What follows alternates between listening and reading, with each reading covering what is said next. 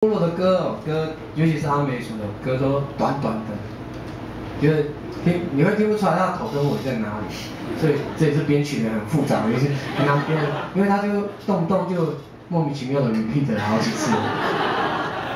事实上在部落里面也是一样，歌的头跟结束啊，通常都不是那么明确。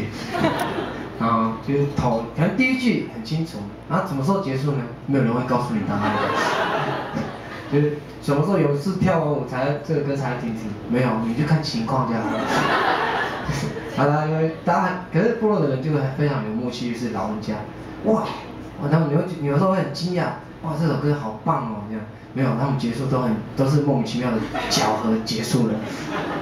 然后歌都很短，这个在部落里面流传歌都是这样。不信的话，再给你听另外一首，你会觉得很像。只是我还是加了音乐人该有的编曲，不好编的，真的不好编，和弦都不会编这样。然后像刚才有事舞啊，我觉得你们会觉得刚刚那个编曲太逗趣了一点，很像小朋友啊。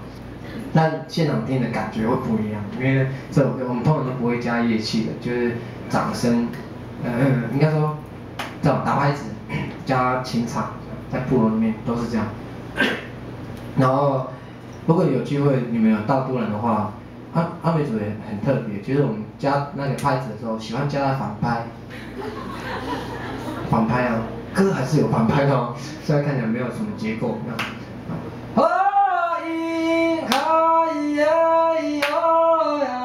听起来是反拍吗？这是真拍有没有？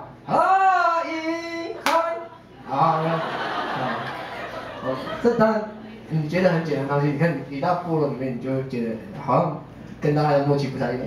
然后试试看，待会会拿一首歌来试试看，让他练习打反拍好不好？这首歌比较慢。